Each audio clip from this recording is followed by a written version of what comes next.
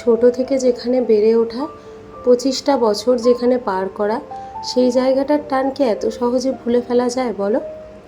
নমস্কার বন্ধুরা, আজকে চলে এসেছি একটা নতুন ব্লগ নিয়ে। আর এই যে কথাগুলো বললাম, তোমরা কতটা একমত এই কথাগুলোর সাথে? আজকে তোমাদেরকে আমি নিয়ে চলে এসেছি আমাদের বাড়িতে, মানে আমার বাড়িতে, যেখানে আমি আমার 25টা বছর পার করেছি। সেই স্মৃতিগুলো কিন্তু সত্যি ভুলে যাওয়ার নয়। আর কলকাতা আসলে সবার আগে মনে হয় ছুট্টে বাড়ি চলে যায়। এবারে যদিও বাবা মায়ের সাথে আগেই দেখা হয়েছিল, তবুও মনটা না কিছুতেই মানছিল না বাড়ি এসে তবে শান্তি। এই বাড়িটাকে দেখতে পারলে আমার যেন একটা অদ্ভুত এক শান্তি মনে হয়। এই যে উঠোনটা দেখছো, কত খেলে বেরিয়েছি, আর আজকে এই দুষ্টুগুলো খেলে বেড়াচ্ছে।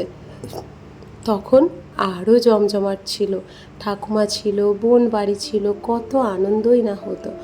আর এখন হয়তো সেই আনন্দটা আর নেই, বাড়িটা ধীরে ধীরে ফাঁকা হয়ে গেছে, কিন্তু সেই টানটা কখনো আমি ভুলে যেতে পারবো না। তাই বারবার ফিরে চলে আসা এখানেই। আর এই দেখো, দুষ্টু বুড়ো এসেই লেগে পড়েছে বেগুন ছিঁড়তে। ও বেগুনগুলো দেখে পাগলের মতো করছে। আসলে সবসময় ঘরের মধ্যে বন্ধ থাকে তো, সেই জন্যই মনে হয় এরকম করতে থাকে।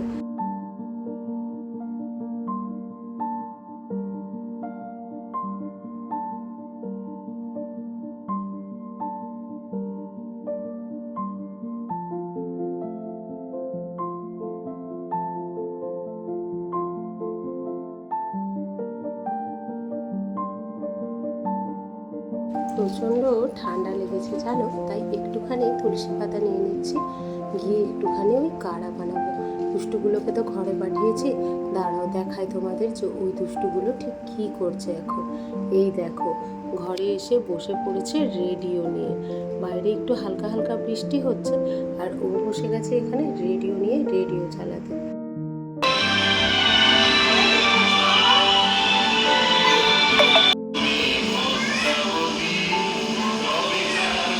যতই বাড়িতে টিভি থাক, এই রেডিওটা কিন্তু আজও আমাদের বাড়িতে বাজতেই থাকে। বাবা রেডিও ছাড়া আর কিছু বোঝে না। আজ অবধি মনে হয় 30-35টা রেডিও ভাঙা হয়েছে, আর সেটা আবার একটা করে নতুন রেডিওতে এনে ঠেকেছে।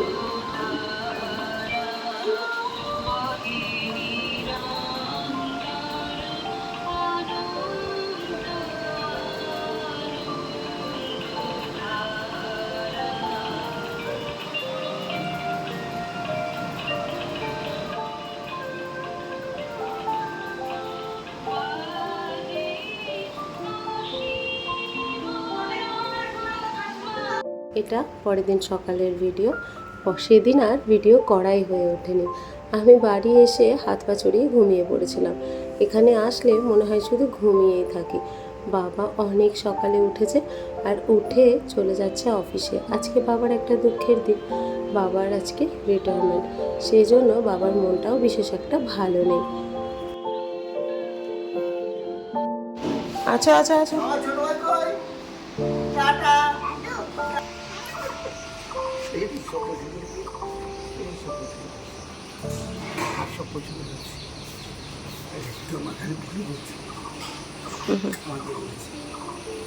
উঠি দাও, চলে বাবা, চলে গলে আছো, সাবধানে যেও।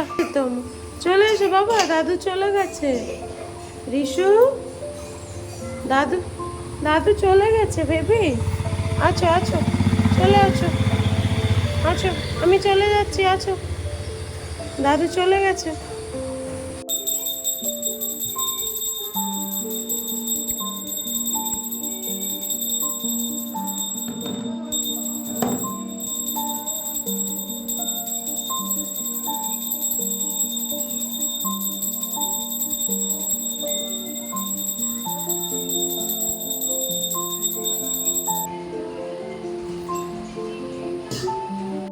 বাবা চলে যাওয়ার পরে মাকে বললাম, দাও ঠাকুর ভোগটা আমিই লাগিয়ে নিই আজ, রোজ তো তুমিই দাও, আজকে আমার গোপালকে আমি একটু নিজে হাতে সাজিয়ে দিই।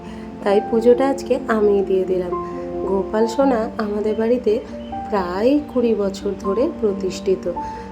মামা এই গোপাল সোনাকে আমাদের কাছে দিয়েছিল, আর তারপর থেকেই গোপাল সোনা আমাদের কাছেই রয়েছে, যদিও আমি দাদা বলে ডাকি। আর আমার কিন্তু বাড়ি আসলে গোপাল দাদাকে সাজিয়ে দিতে ভীষণ ভালো লাগে। গোপাল দাদার সাজ কেমন হয়েছে অবশ্যই কমেন্ট করে জানিও।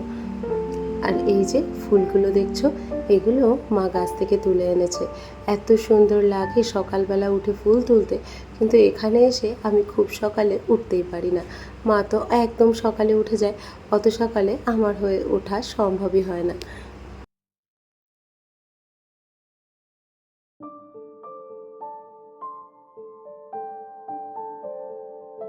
এখনই 7:30 মতো বাজে।